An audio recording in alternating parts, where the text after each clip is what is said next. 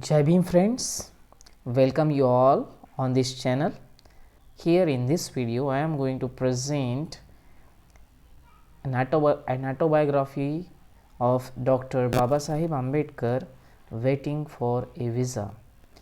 In this video I am going to give you oral and visual aspects of this book written by Dr.B.R. Ambedkar, and this autobiography name is Waiting for a Visa, which has written, it is assumed that it has written during the period 1935 to 36, and it has in my hand the copy.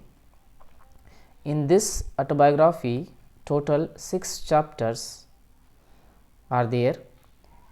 If you go through the contents of this autobiography, you will get the first chapter named A Childhood Journey to Koregaon Becomes a Nightmare. Second chapter, Back from the West and Unable to Find Lodging in Baroda.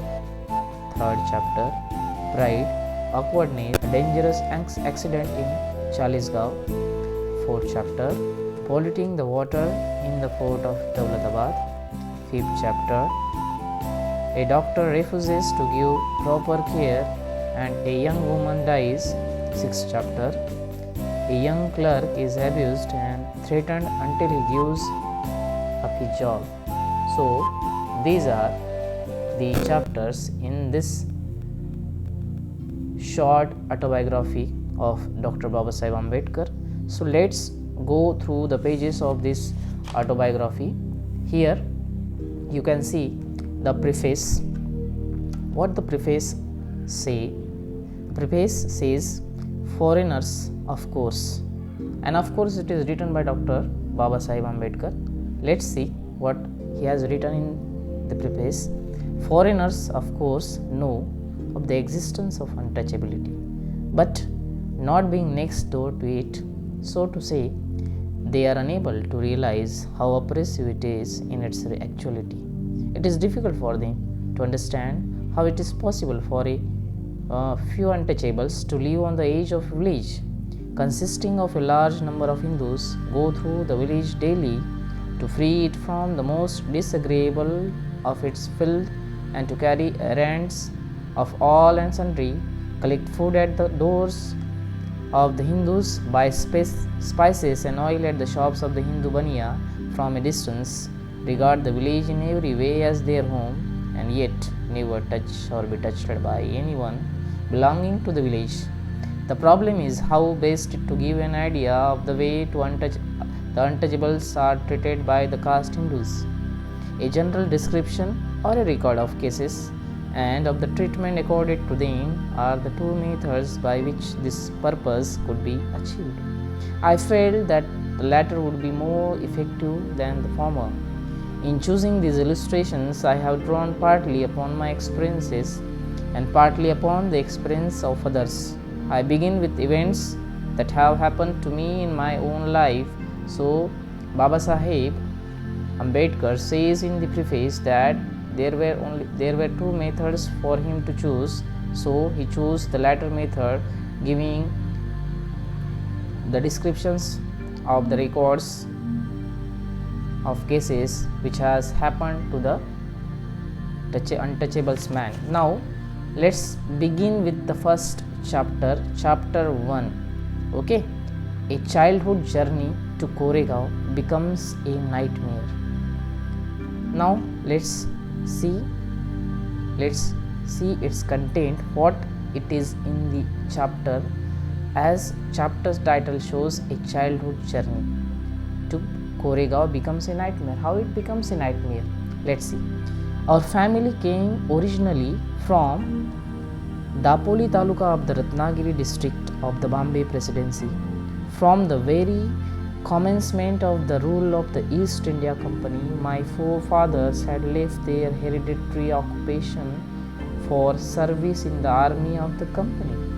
My father also followed the family tradition and sought service in the army.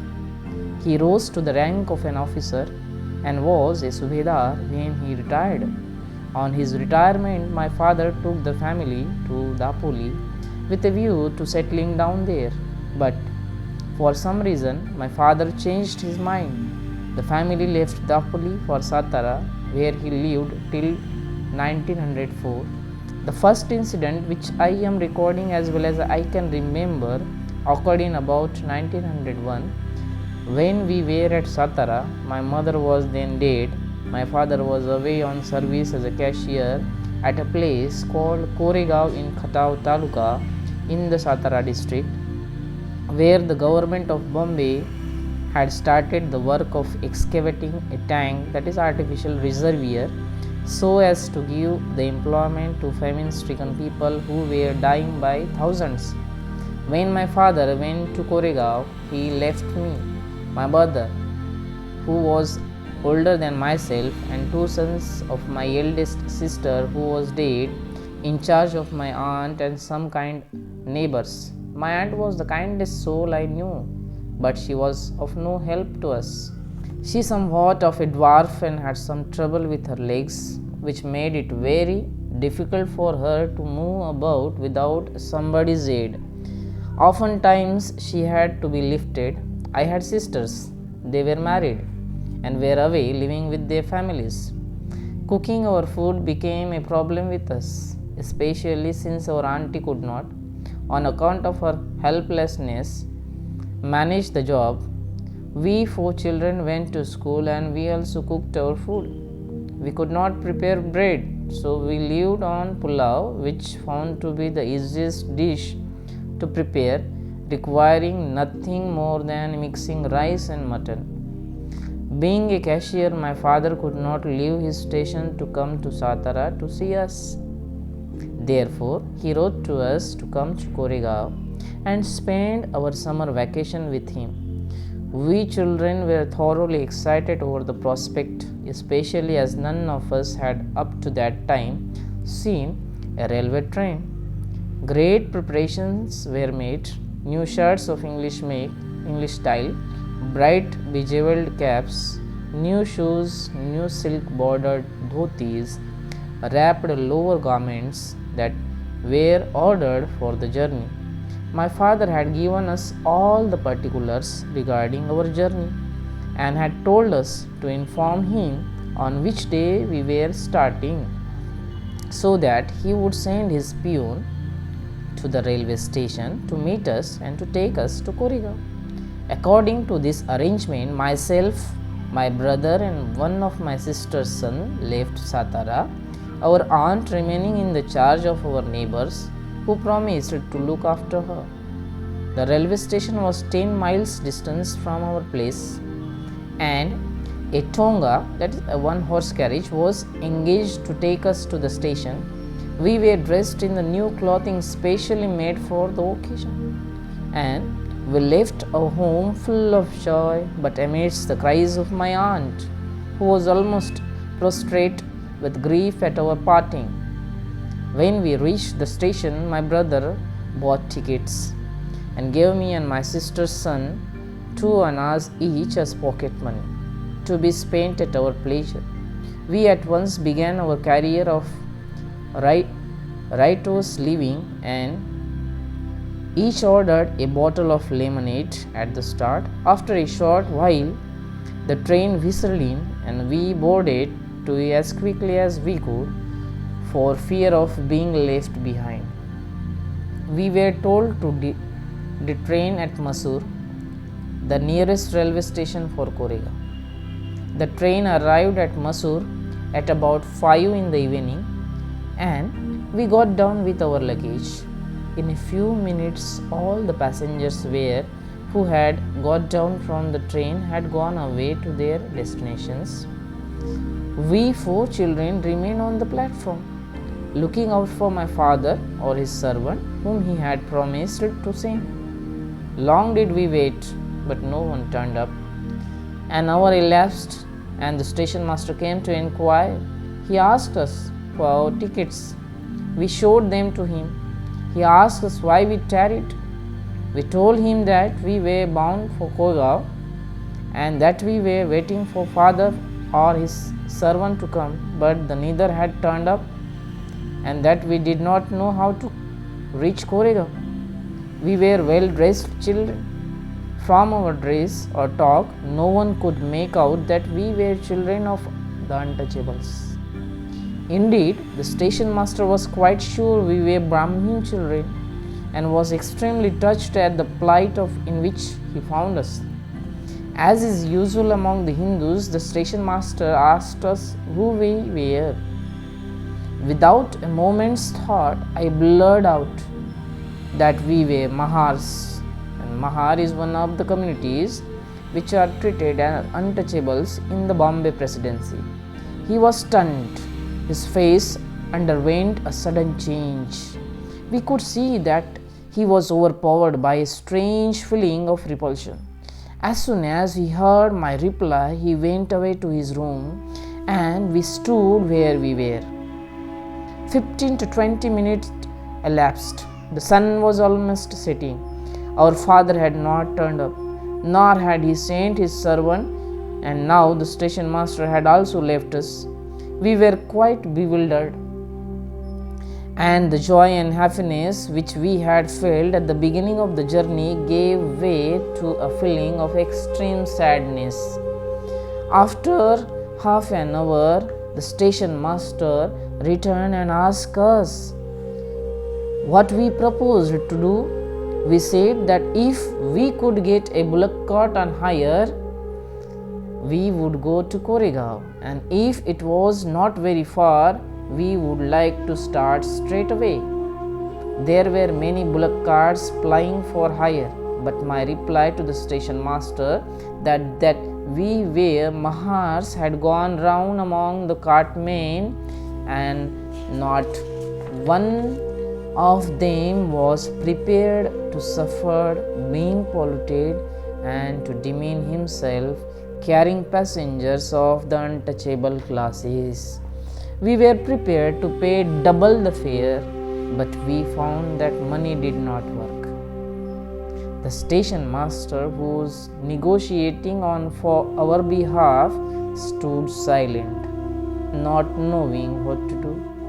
Suddenly, a thought seemed to have entered his head, and he asked us, "Can you drive the cart?" Feeling that he was finding out a solution of our difficulty, we shouted, "Yes, we can." With that answer, he went and proposed on our behalf that we were to pay the cartman double the fare and drive the cart, and that he should walk on foot along with the cart on our journey. One cartman agreed, since it gave him an opportunity to earn his fare and also saved him from being polluted. It was about 6:30 p.m. when we were ready to start, but we were anxious not to leave the station until we were assured that we would reach Koregaon before it was dark. We therefore questioned the cartman about the distance and the time he would take to reach Koregaon. He assured us that it would be not more than 3 hours. Believing in his word, we put our luggage in the cart, thanked the station master, and got into the cart. One of us took the reins and the cart started, with the man walking by our side. Not very far from the station there flowed a river. It was quite dry, except at places where there were small pools of water. The owner of the cart proposed that we should halt there and have our meal, as we might not get water on our way. We agreed. He asked us to give a part of his fare to enable him to go to the village and have his meal. My brother gave him some money and he left, promising to return soon. We were very hungry and were glad to have had an opportunity to have a bite. My auntie had placed our neighbor's women folk into service and had got some nice preparation of food for us to take on our way. We opened the tiffin basket, that lunch box, and started eating. We needed water to wash things down. One of us went to the pool of water in the river basin nearby, but the water really was no water. It was thick with mud and urine and excreta of the cows and buffaloes and other cattle who went to the pool for drinking. In fact, that water was not intended for human use. At any rate, the stink of the water was so strong we could not drink it. We had therefore to close our meal before we were satisfied and wait for the arrival of the cartman. He did not come for a long time, and all that we could do was to look for him in all directions. Ultimately, he came, and we started on our journey. For some 4 or 5 miles, we drove the cart and he walked on foot. Then he suddenly jumped into the cart and took the reins from our hand.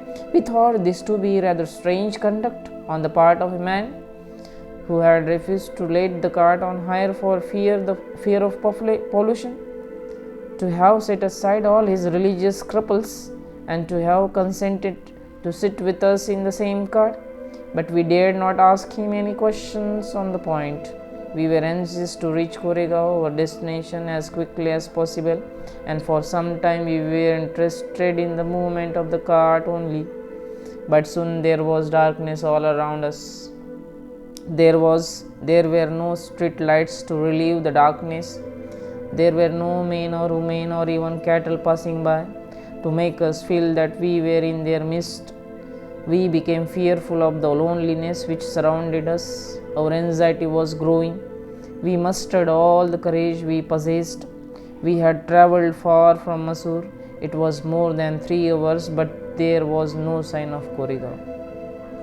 There arose a strange thought within us. We suspected that the cartman intended trickery, and that he was taking us to some lonely spot to kill us. We had a lot of gold ornament on us, and that helped to strengthen our suspicion. We started asking him how far Koregaon was and why we were so late in reaching it. He kept on saying, "It's not very far, we shall soon reach it." It was about 10 at night when, finding that there was no trace of Koregaon, we children started crying and abusing the cartman. Our lamentations and wailings continued for a long time. The cartman made no reply. Suddenly we saw a light burning at some distance. The cartman said, "Do you see that light? That is a light of the toll collector. We will rest there for the night." And we left some relief and stopped crying. The light was distant and we could never seem to reach it. It took us 2 hours to reach the toll collector's hut. The interval increased our anxiety, and we kept on asking the cartman all sorts of questions as to why there was delay in reaching the place, whether we were going on the right road, or etc. etc. Ultimately, by midnight, the cart reached the toll collector's hut. It was situated at the foot of a hill, but on the other side of the hill. When we arrived, we saw a large number of bullock carts there, all resting for the night. We were extremely hungry and wanted very much to eat, but again there was the question of water. So we asked our driver whether it was possible to get water. He warned us that the toll collector was a Hindu and that there was no possibility of our getting water if we spoke the truth and said that we were Mahars. He said, "Say you are Mohammedans and try your luck." On his advice, I went to the toll collector's hut and asked him if he would give us some water. "Who are you?" he inquired. I replied that we were Muslims. I conversed with him in Urdu, which I knew very well, so as to leave no doubt that I was a real Muslim. But the trick did not work, and his reply was very curt. "Who has kept water for you? There is water on the hill, if you want to go and get it." "I have none." With this he dismissed us. I returned to the cart and conveyed to my brother his reply. I don't know what my brother felt. All that he did was to tell us to lie down. The bullocks had been unyoked. The cart was placed sloping down on the ground. We spread our beds on the bottom planks inside the cart. and laid down our bodies to rest. Now that we had come to a place of safety, we did not mind what happened, but our minds could not help turning to the latest event. There was plenty of food with us. There was hunger burning within us. With all this, we were to sleep without food. That was because we could get no water. And we could get no water because we were untouchables. Such was the last thought that entered our mind. I said, we had come to a place of safety. Evidently, my elder brother had his misgivings. He said it was not wise for all four of us to go to sleep. Anything might happen. He suggested that at one time two should sleep and two should keep watch. So we spent the night at the foot of that hill. Early at 5 in the morning, our cartman came and suggested that we should start for Koregaon. We flatly refused. We told him that we would not move until 8 o'clock. We did not want to take any chance. He said nothing. So we left at night. We left at 8 and reached Koregaon at 11. My father was surprised to see us and said that he had received no intimation or information of our coming. We protested that we had given intimation. He denied the fact. Subsequently, it was discovered that the fault was that of my father's servant. He had received our letter but had failed to give it to my father. This incident has a very important place in my life. I was a boy of 9 when it happened, but it has left an indelible impression on my mind. Before this incident occurred, I knew that I was an untouchable, and that untouchables were subjected to certain indignities and discriminations. For instance, I knew that in the school I could not sit in the midst of my classmates according to my rank in the class performance, but that I was to sit in a corner by myself. I knew that in the school I was to have a separate piece of gunny cloth for me to squat on in the classroom, and the servant employed to clean the school would not touch the gunny cloth used by me. I was required to carry the gunny cloth home in the evening and bring it back the next day. While in the school, I knew that the children of the touchable classes, when they felt thirsty, could go out to the water tap, open it, and quench their thirst. All that was necessary was the permission of the teacher. But my position was separate. I could not touch the tap unless it was opened for it by a touchable person. It was not possible for me to quench my thirst. In my case, the permission of the teacher was not enough. The presence of the school peon was necessary, for he was the only person whom the class teacher could use for such a purpose. If the peon was not available, I had to go without water. The situation can be summed up in the statement, no peon, no water. At home, I knew that the work of washing clothes was done by my sister. Not that there were no washermen in Satara. Not that we could not afford to pay the washermen.